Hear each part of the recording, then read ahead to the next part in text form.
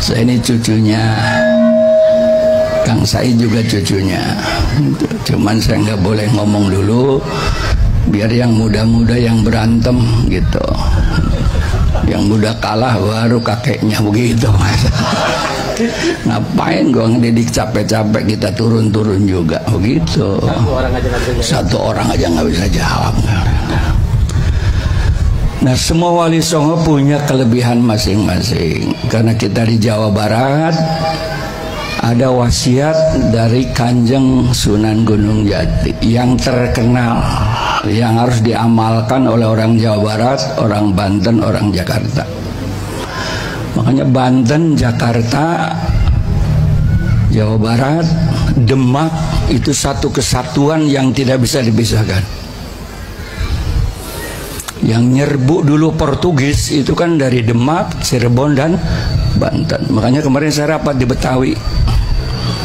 Mestinya jangan ngomong Betawi mestinya. Kan waktu nyerbu Portugis dari Banten kan ngomongnya Sunda. Nah, sampai di Tanjung Priok bau tai begitu. Ini orang-orang Banten nih, terkenalnya Betawi padahal aslinya bau tai begitu, Masya Allah. Makanya orang bukan, emang benar. Ini kan Sunan Gunung Jati, biar ngerti. Ini sejarahnya begitu. Betawi, Betawi. Yang bagus apa? Kalau menurut Sunan Gunung Jati, bukan Betawi, bukan. Jayakarta. Jayakarta. Kalau kakeknya Sunan Gunung Jati yaitu Siliwangi, namanya Sunda Kelapa. Kalau Belanda namanya, kalau Jepang namanya Jaya apa tuh nih? Batavia. Begitu. Tapi kalau Sunan Gunung Jati, kemudian Fatahillah, Pangeran Jayakarta ngasih namanya adalah Jayakarta. Lihat aja di benderanya. Lihat di bendera Jakarta, Jayakarta. Makanya nggak ada orang Jakarta jadi gubernur, orang Betawi, Masya Allah. Mana orang Jakarta jadi gubernur? Nggak ada. Nah, Muhammad Yunus Tamrin siapa? Nah, orang Makassar. Nggak ada. Kecuali Pitung. Tuh, makanya saya ini dikawinkan dari Banten. Kenapa bahasa dikawinkan dari Banten? Sebab orang Jakarta tuh ilmu benernya dari Banten, ilmu brengseknya dari Banten. Makanya saya 74 masuk Jakarta, yang dukung saya jagoan.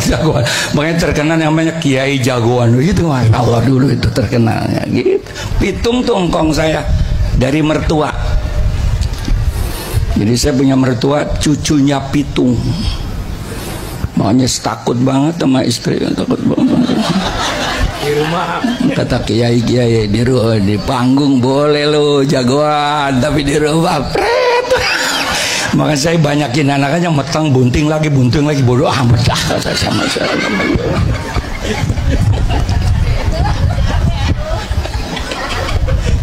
Ya pantas saya itu mana anaknya banyak kan sarungan mulu Kiai Sadum. Makanya Kiai mah Kiai itu nggak ada yang kondor, nggak ada. Memang kenapa? Sirkulasi udara itu penting banget. Ciri khas. Ya segini aja ya. Yang ngomongin ngapain? Ada wasiat yang harus diamalkan oleh orang Jawa Barat, Banten, Jakarta. Ingsun titip tajuk karo anak yatim. Ini wasiat Gunung Jati nih. Sunan Derajat juga punya wasiat, sama punya. Kalau Kanjeng Sunan Gunung Jati wasiatnya dua tuh aja. Ingsun titip tajuk karo anak yatim. Gitu, itu wasiat tuh kalau ngaku Kanjeng Sunan Gunung Jati. Artinya aku titipkan masjid dan anak yatim. Kenapa masjid? Kanjeng Sunan menafsirkan. Yang pertama, masjid merupakan tempat untuk pembinaan keimanan kepada la ilaha illallah. Ini masjid.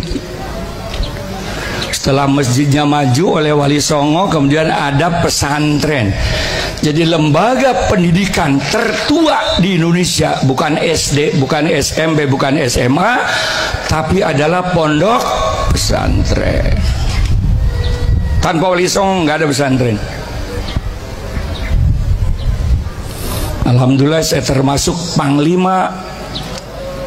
Alhamdulillah Bapak Presiden tanda tangan undang-undang pondok pesantren. Ini biar tahu ya.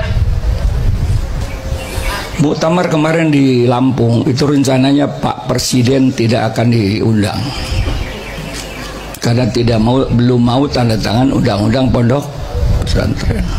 Bahkan NU tidak akan minta dana kepada pemerintah, makanya kita mengumpulkan namanya dana koin Muktamar. Ingat nggak tuh koin Muktamar? Nggak akan minta, nggak. Ini sejarah. Karena tidak mau tanda tangan untuk pesan. Alhamdulillah pendekatan ulama-ulama. Akhirnya Bapak Presiden Jokowi tanda tangan undang-undang pesantren. Tanpa pesantren nggak bakalan ada NKRI. Tanpa Mbah Hasyim Asy'ari nggak bakalan ada Pancasila. Untuk melahirkan Pancasila aja 40 hari 40 malam Mbah Hasyim Asy'ari istikharah 40 hari 40 malam. Tanpa NU nggak ada NKRI. Ribuan ormas di Indonesia, hanya NU yang punya moto NKRI harga mati. Baladil amin. Makanya bagi NU negara ini adalah rumah besar yang harus kita rawat. Bocor betulin. Karena ada rumah besar kita. Naudzubillah. Kalau Indonesia hancur, naudzubillah, orang Arab bisa pulang kampung, ada kampungnya. Orang Cina bisa pulang kampung, ada kampungnya, betul kan? Orang India bisa pulang kampung. Nah, kalau kita negara kacau mau lari kemana? Ini model muka begini nih, lari ke Arab nggak diaku, bener-bener masa. Bener. Kenapa hidungnya? Makanya orang Arab itu kalau ngopi gelasnya kecil-kecil, nggak ada gelas gede. Kenapa bisa begitu, Kiai? Kalau gelas gede, hidung orang Arab nyebur ke kopi itu mana ada masalah.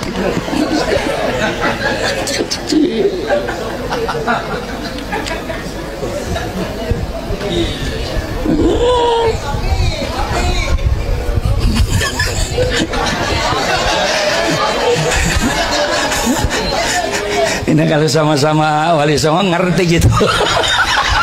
Ngomong udah langsung di kopi nih, kono masalah.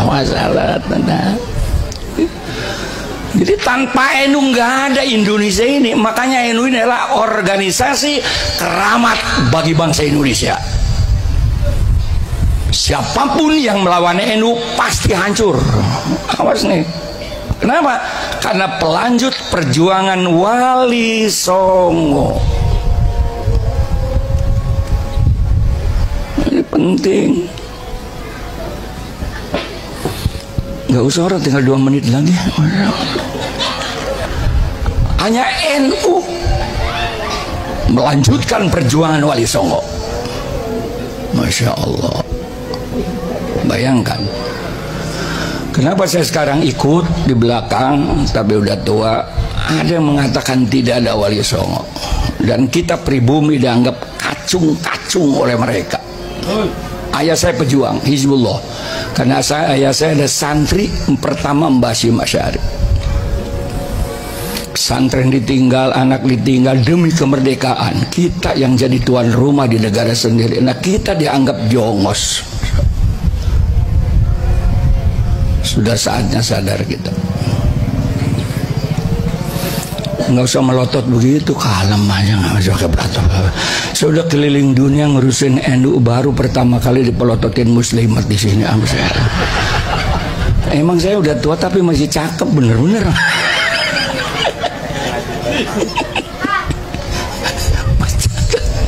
Ini gara-gara ngurusin NU.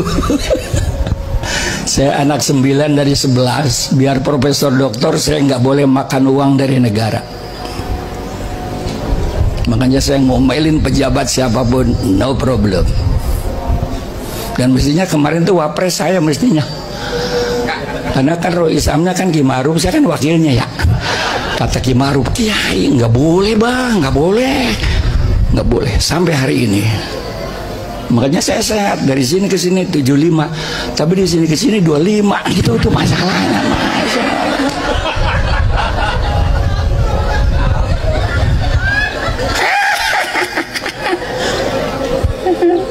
Saya kalau mau jadi menteri mah dari dulu, apalagi zaman Gus Dur suruh milih. Itu kebahagiaan saya. Kita merdeka pengen enak, sekarang Masya Allah. Betul. Begitu Pak Presiden tanda tangan pidato, Masya Allah. Tahun 2030, saya berharap yang mimpin Indonesia adalah alumni pondok pesantren. Lihat ada di YouTube sampai sekarang. Dan tentara polisi wajib menerima alumni pondok pesantren yang hafal Quran. Kenapa? Karena moralitas, akhlak. Ada di YouTube, masih ada itu. Ternyata setelah diskusi dengan kita, pernah ada masukan dari luar negeri. Pernah ada masukan. Sampai Amerika tanya kepada Belanda, ente kan lama di Indonesia, musuh terberat siapa sih? NU. Katanya begitu. Allah. Jadi kalau pengen menghancurkan Indonesia, hancurkan NU. Karena pelanjut perjuangan Wali Songo. Betul Pak? Betul. Ciri-cirinya apa? Kumuh, begitu, budugan, begitu, Masya Allah. Dari mulai Presiden Soekarno, Soeharto, kapan NU diurus pendidikannya? Saya mau pesantren 66. Dan syarat jadi santri harus budug. Kalau belum budug nggak sah jadi pesantren. Dulu. Makanya saya di Banten dikawinkan oleh engkong saya. Kamu harus kawin. Berangkat di Jakarta. Nah, orang Jakarta cakep enggak, jelek enggak. Begitu malam pertama, ya Allah, neng budugan neng, Masya Allah. Kata bini saya, lah abang juga budugan. Jadi saya ini grup budug karena NU. Saking tidak pernah pemerintah memikirkan NU. Ormas manapun yang anti NKRI, NU yang dihajar. Ini biar paham. PKI berontak NU, DI berontak NU, sampai EPI NU juga. Sampai EPI bilang Gus Dur buta mata buta hati. Bayangkan, itu cucu Nabi, katanya itu cucu Nabi itu. Apa pernah engkong lu ngajarin begitu?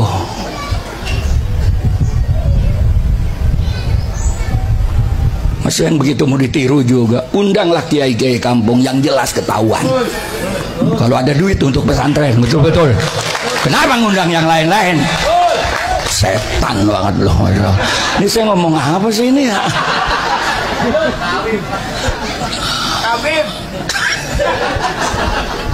Undang ini.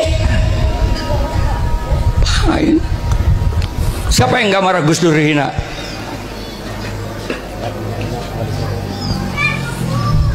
Wali Songo gak punya anak. Gua cucunya goblok. Makanya keren begini. Karena cucu Kanjeng Sunan Gunung Jati dan juga cucu dari Siliwangi.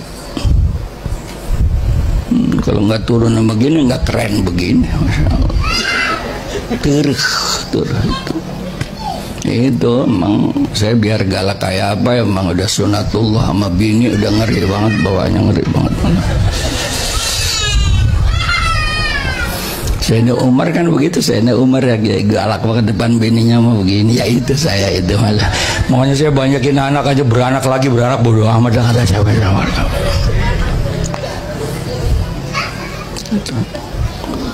Alhamdulillah. Jadi ternyata setelah tanda tangan, sebab mereka itu nggak pernah bikin pesantren. Kalau pesantren kuat, NU ya kuat. Udah itu kuat. Makanya oleh Soeharto 32 tahun NU diobok-obok tetap jaya dan kuat. Karena kekuatan NU bukan di atas tapi di bawah. Ngaji rutin di musola, di masjid, tahlilan, muludan, itulah kekuatan NU. Insyaallah. Kalau Muhammadiyah digituin oleh Soeharto 2 tahun juga habis. Makanya kenapa Soeharto kan Muhammadiyah kaya raya? Karena 32 tahun dimanjakan oleh Pak Harto, karena Pak Hartonya Muhammadiyah. Tapi saya punya sejarah dengan Pak Harto. Pak Harto kan anti tahlil. Tapi begitu Butin meninggal dunia, utusannya datang ke PBNU nemuin Gus Dur, suruh tahlilan. Begitu. Bawa, kata Gus Dur, saya dampingi Gus Dur 22 tahun dari mulai bujangan. Kata Gus Dur, Kiai, ada bagus proyek. Emang apa bawa Kiai 40 rumah Butin beres Gus. Nah, begitu masuk ke rumah amplopnya tebel-tebel. Karena tebel saya kan mimpinya kencang. La ilaha illallah, la ilaha illallah, la ilaha illallah. Itu Kiai di belakang nyubitin kencangan, Kiai amplop gede goblok, amplop gede goblok. Kalau di kampung kan la ilaha illallah, la ilaha illallah. Makanya kurus-kurus Kiainya. Itu seminggu alhamdulillah 40 kiai beli motor baru semua. Udah gitu ngadu sama Gus Dur, Pak Harto kapan matinya Gus Dur.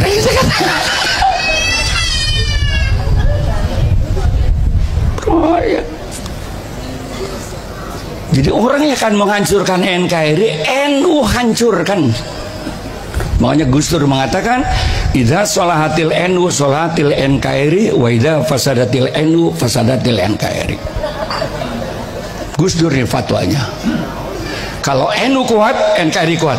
Kalau NU hancur, NKRI hancur. Kenapa? Karena baladil amin, NKRI harga mati bagi NU. Gus Dur, siapapun ormas agama pun NU yang diobok-obok. Tolong, kita harus sadar betul nih. NU sampai hari ini.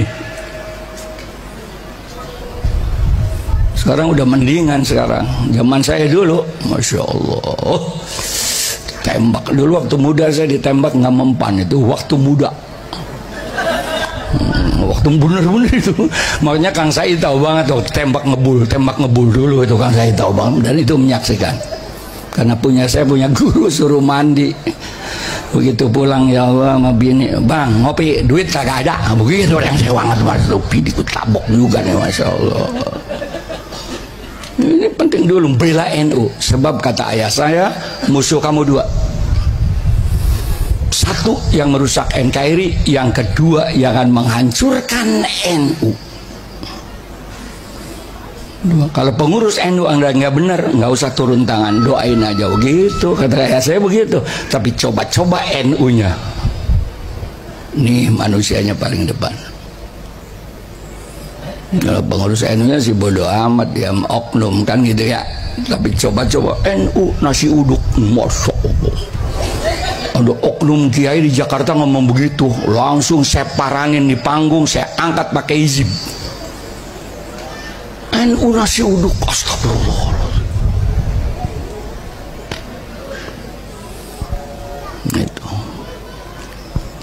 Itu. Jadi oleh itu ini adalah penerus daripada perjuangan Wali Songo. Semua juga hadiahnya Wali Songo. Ujung-ujungnya Syekh Abdul Qadir Jailani. Kalau kita dikir tanpa Syekh Abdul Qadir Jailani kan kurang barokah. Betul-betul. Mesti larinya ke sana.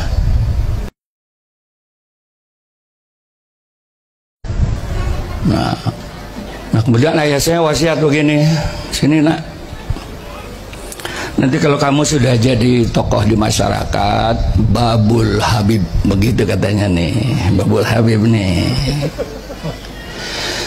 Yang pertama, kita orang NU wajib percaya adanya dzurriyyah Nabi besar Muhammad SAW, wajib percaya. Yang kedua, ikuti. Kalau akhlaknya kayak Nabi, kelakuannya kayak Nabi, begitu tuh. dakwahnya kayak Nabi, ikuti. Dua, ini wasiatnya nih, ikuti. Kalau nggak cocok sama Nabi, kalau kau berani tempeleng, begitu kata Gus Dur. Kalau tidak berani, tinggalkan, jangan dihormati. Itu saya pegang. Kalau nggak berani nempeleng, jangan diundang, jangan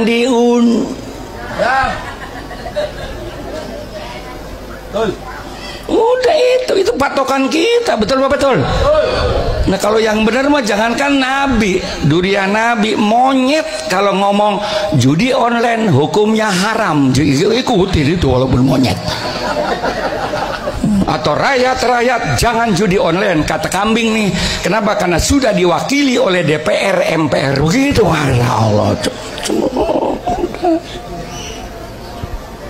Jadi perwakilan DPR MPR adalah perwakilan judi online. Ini yang ngomong kambing, ikuti. Itu wasiat sama saya. Itulah yang saya pakai sampai sekarang. Berapa banyak orang saya hajar depan podium karena tidak punya akhlak. Wasiat dari ayah saya pakai betul itu. Nah kalau benar mah jangankan orang tahu, mbek juga kalau ngomong benar, majlis taklim sangat mulia begitu, ikutin tuh mbek, potong udah gitu mbeknya begitu, masya Allah. Nggak apa-apa. 3 wasiat yang saya pegang sampai sekarang. Itu Wahabi juga begitu, Gus Dur yang nyuruh kalau debat dengan Wahabi nggak usah sampai Quran hadis kiai. Emang kenapa Gus? Walaupun kalah nggak bakalan nurut, jadi tempeleng aja. Satu-satunya PBNU yang pernah diadili Wahabi ya ini manusia. Ada, tempeleng. Biar Wali Songo musyrik, setan banget, nggak ada Wali Songo. Sebelum lu datang Wali Songo dulu, goblok. Kalau ente datang duluan, bukan kalau Wali Songo, orang Hindu nggak bakal masuk Islam. Lihat nih, Sunan Derajat, Sunan Kalijogo, Wayang, kan begitu kan? Itu adalah dakwah ala Jawa yang rahmatan lil alamin. Wali Songo. Satu, keimanan. Jadi orang itu alhamdulillah setelah tanda tangan pondok pesantren, betapa memuliakan ulama NU, pelanjut Wali Songo. Alhamdulillah Bapak Presiden tanda tangan. Kenapa? Ternyata ada pemasukan dari UNESCO Amerika bahwa lembaga pendidikan di dunia yang melahirkan anak didik berkarakter, mampu mengatasi tantangan dunia dan akhirat bahagia adalah sistem pesantren di Indonesia. Hati-hati. Karena mereka ada 4, learning to be, learning to head, learning to gather, learning to do. Kata mereka, yang pertama, pondok pesantren itu belajar agama langsung praktek. Maaf, anak kita di rumah nggak mondok, kapan sholat berjamaah 5 waktu? Ayo jawab. Begitu mondok. Anak kita di rumah kapan malam Jumat baca Yasin? Begitu mondok. Anak ini muslimat mana sih yang ngobrol mulu, semenit lagi. Amin, amin. Anak kita di rumah kapan sholat tahajud, kapan sholat duha? Begitu mondok. Mari berpikir. Anak kita di rumah kapan ngapaan Quran? Begitu mondok. Nggak ada yang kayak pesantren. Yang kedua ada sekolah. Quran pinter, bahasa Arab pinter, tafsir pinter, hadis pinter, bahasa Inggris pinter, matematik pinter, fisika pinter, biologi pinter. Apa yang tidak di pesantren ini? Maaf, saya punya anak laki-laki 5, 4 luar negeri semua, profesor semua. Dari Mesir, saya dari Mesir tafsir aja, nggak ada yang lain-lain. Dari Madinah hadis aja. Di Malaysia ekonomi syariah aja begitu. Tapi di Indonesia yang namanya pesantren, bahasa Arab oke, bahasa Inggris oke, matematik oke, fisika oke, kemudian silat oke, karate oke, pakar nusa oke, sampai ilmu pelet ada di pesantren. Ilmu pelet ya apa? Iya, ilmu pelet Saya dikasih kitab Udin, begitu jadi istri galak banget, gampang itu, kecil. Emang apa gue kasih undur-undur begitu. Ngaku aja, jangan suka nggak ngaku, supaya bini lu marah mundur, bini lu mundur gitu. Saya kasih undur-undur, bukan mundur galak. Kata kita berapa dikasih? 11, 9 goblok begitu katanya. Jadi kebanyakan dikasihnya. Jadi bagaimana ini? Ya udah nggak bisa, udah ketelan, nggak bisa cabut katanya begitu. Masya Allah.